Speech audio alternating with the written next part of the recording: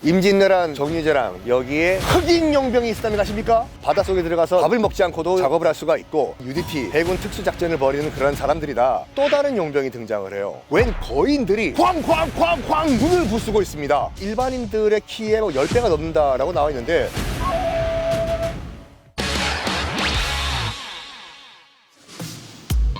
아는 만큼 보인다 고! 자클2의 썬킴 인사드리겠습니다. 저는 지금 사천에 있는 선진리 성 앞에 와 있거든요. 우리가 사천 외성이라고 부르는 곳이죠. 임진왜란, 정유재란 때 일본군이 여기다가 성을 지었다 해서 외성이라고 부릅니다. 그거 아십니까? 임진왜란, 정유재랑 그 7년 전쟁 여기에 우리나라를 도와주러 온 외국군이 있었다는 거 아십니까? 빠바. 그 외국군 가운데서도 흑인 용병이 있었다는 거 아십니까? 그 얘기를 지금부터 공개하겠습니다. 팔로우. 제가 지금부터 그 누구도 시도하지 않은 임진왜란 초단축 강의를 하겠습니다. 아주 짧게. 1592년 도요토미 히데요시가 조선을 침공했습니다. 목표는 그거예요. 조선은 아웃 오브 안중. 비켜. 우리 일본이 명나라 쳐들어가겠다. 길 비켜달라. 일본이 상륙한 다음에 거의 2주 만에 한양에 함락이 됩니다. 번개 같은 기세로 일본군이 치고 올라오니까 너 왜 따라오니? 너 출나고 싶어? 야, 너 소속사 어디야 너? 무슨 얘기하다 말했죠? 그렇죠. 선조가 튀어요. 개성, 평양, 의주까지 갑니다. 그때 이제 명나라에 파병 요청을 해요. 선조가. 명나라가 이제 회의를 열어요. 파병을 해줄까 말까 하다가 이른바 순망치한. 입술이 없으면 이가 시리다.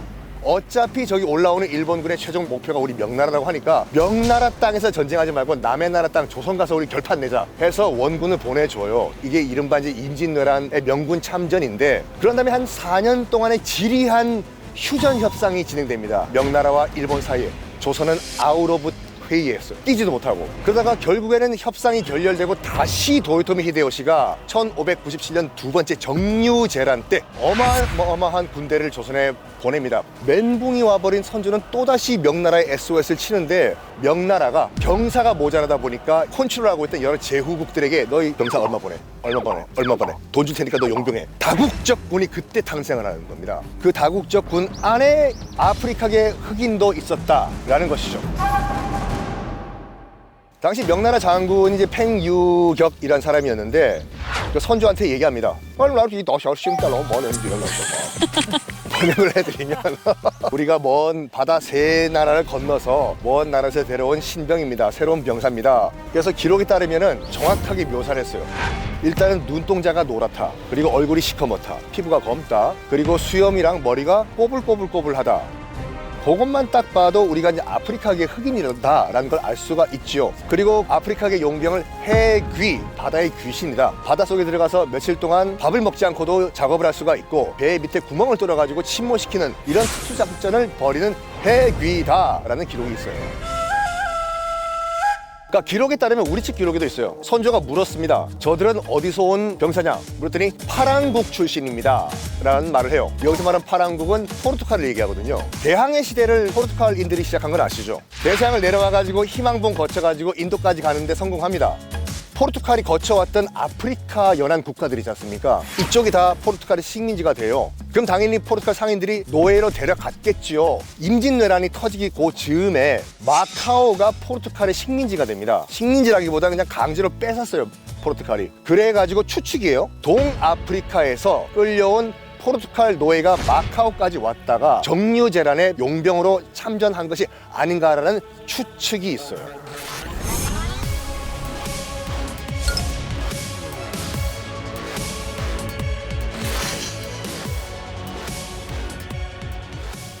근데 저희 어디 가는 거예요 지금? 피디님의 마음속으로.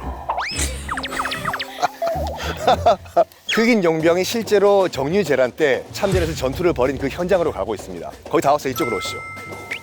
자, 여기가 사천 외성 정문입니다. 물론 최근에 복원을 해 놓은 거지만 보시는 것 같이 일본 성이죠. 그럼 외성은 왜 지었을까요?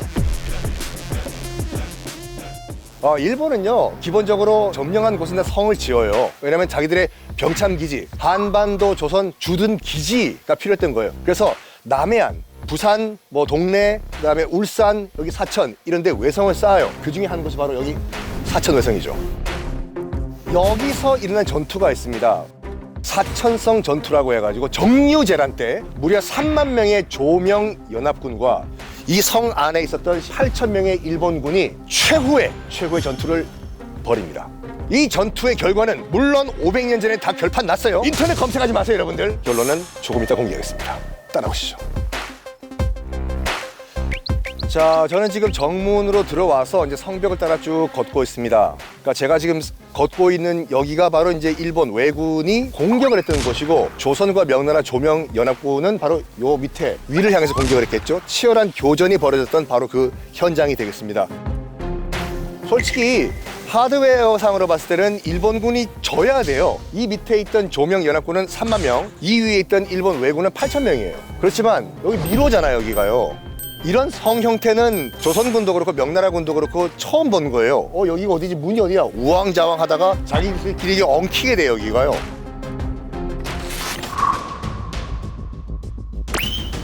저는 지금 사천 외성의 센터 천수각터에 와 있습니다. 천수각이 뭐냐면 성의 중심, 영주가 사는 중심 건물이라고 보시면 돼요. 다시 용병 얘기로 돌아오겠습니다. 아까 이제 흑인 용병 얘기는 말씀드렸잖아요. 우지게라는 또 다른 용병이 등장을 해요. 여기서 보고를 받았을 시마지 요시히로가 이런 보고를 받습니다. 장군, 밖에서 웬 거인들이 쇠막대기를 들고 쾅쾅쾅쾅 문을 부수고 있습니다. 근데 기록에 따라 가지고 다른 난중 잠록 그 책을 보면은 일반인들의 키에 10배가 넘는다라고 나와 있는데 그거는 좀 아닌 것 같아요. 하여간 어찌됐거나 깜짝 놀라고 당황할 정도의 큰 거인이었다. 그래가지고 저격병을 보냅니다. 문이 부서지기 전에 저격을 하라고. 저격을 하는 데는 성공을 해요. 선생님 근데 어느 나라 사람이었던 거예요? 기록에 따르면 타타르국 출신이다 라고 나와 있거든요. 우즈베키스탄과 우크라이나 사이에 있는 북쪽 중앙아시아에 있는 국가거든요. 러시아령. 그러니까 백인이었습니다. 백인이고 덩치가 커요. 당시 타타르국은 명나라의 속국이었습니다. 그러니까 명나라가 이제 형님 국가니까 얘기한 거죠. 어이, 타타르국 힘 좀 쓰는 애들 좀 보내 해가지고 백인들이니까 가운데서도 힘 좀 쓰는 아이들 몇몇을 선발했겠죠. 제가 그때 등장했죠. 제가 타타르인이에요. 제 거인이죠. 사실 제가 국적이 타타르입니다.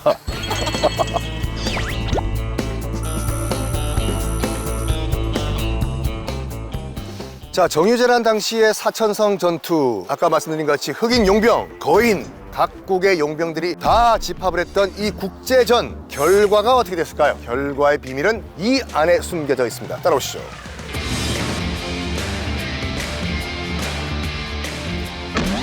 자, 해답 앞에 왔습니다. 해답 앞에 왔는데 제 뒤에 있는 저게 뭘까요? 언덕 같은? 작은 뒷동산일 수도 있고 왕릉같이도 보이죠. 무덤입니다. 그러면 저 정도 규모면은 중요한 사람의 무덤 같이 보이잖아요. 아니에요. 한 사람만의 무덤이 아닙니다. 사천성 전투에서 몰살을 당했던 병사들의 무덤인데, 그럼 어느 측 무덤일까요? 일본군이 더 적었으니까 지지 않았을까요? 보통 그렇게 생각하시죠. 결과는 정반대였어요. 조명 연합군 전사자들의 무덤, 조명 군총입니다.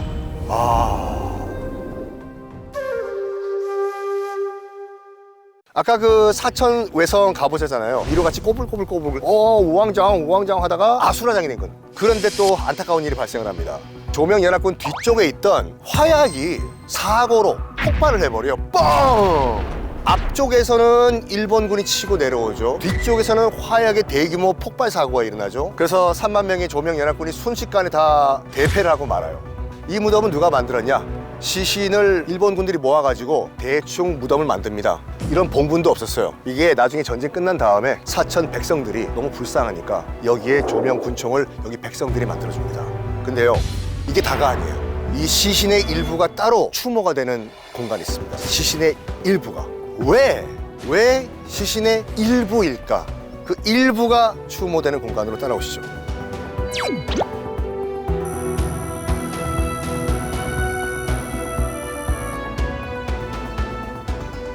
그 시신의 일부가 바로 여기 있습니다.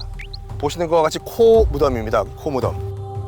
당시 이제 이 사천성 전투에서 전사한 조명 연합군의 전리품으로 코를 베어갔습니다. 코를 베어가지고 소금에 절여가지고 일본으로 갖고 간 거예요. 왜 그렇게까지 잔인했어요? 조금 긴 역사적 배경이 있어요. 복잡하고. 그걸 되게 짧게 여러분께 말씀드리겠습니다. 1592년 이전까지만 하더라도 일본은 100년 동안 치고받고 싸웠던 전국시대였잖아요. 지금은 도요토미 히데요시를 따르지만 불과 몇 년 전까지만 하더라도 다 각자 성의 영주들이었어요. 장군들이요. 도요토미 히데요시가 참전하라 데스. 그러면 너희들에게 땅을 떼주겠다. 조선 땅을. 그런데 정유재란 또 참전하라고 했거든요. 영주들은 뭐야, 땅 떼준다고 했는데 땅도 안 떼주고 불만이 당연히 생겼겠죠. 부글부글 끓고 있는 내 밑에 있는 영주들을 달래기 위해서 뭔가 카드가 필요한데 뭐냐? 조선 왕의 항복이었어요. 여기에 도요토미 히데요시는 몰래 밀사를 보냅니다. 조선 왕 그냥 형식적으로 왕자 한 명 보내가지고 항복했습니다. 한마디만 하고 했는데 선조는 안 들어요. 절대 안 된다고요. 그래? 너희 항복할 때 한번 당해봐 해서 다시 군사를 조선에 보낸 다음에 얘기를 합니다. 최대한 많은 백성들이 조선 백성들 다 죽이라고. 그래 몇 명 죽였는지 보고하라고. 어떻게? 코 베어라고. 이건 논란이 있어요. 코를 뱉다는 주장도 있고 코와 귀를 둘 다 뱉다는 주장도 있는데 어쨌거나 코와 귀가 다 날아가요. 당연히 이제 그 당시 사천성 전투도 정유재란 때 벌어진 전투니까 조명연합군의 시신에서 일본군이 코와 귀를 베어 갔겠죠. 교토에 있는 도요쿠니 신사라는 데가 있거든요. 그 앞에 조선인들의 귀와 코를 묻고 이총이라고 명칭을 지었습니다. 이게 나중에 박삼중 스님과 사천문화재단 이 알아냅니다. 가셔가지고 흙의 일부를 가져오셔가지고 바로 여기 조명군총 옆에 이렇게 모시게 됐습니다. 당시 사천성 전투에서 전사를 한 병사들을 위령하기 위한 위령비입니다.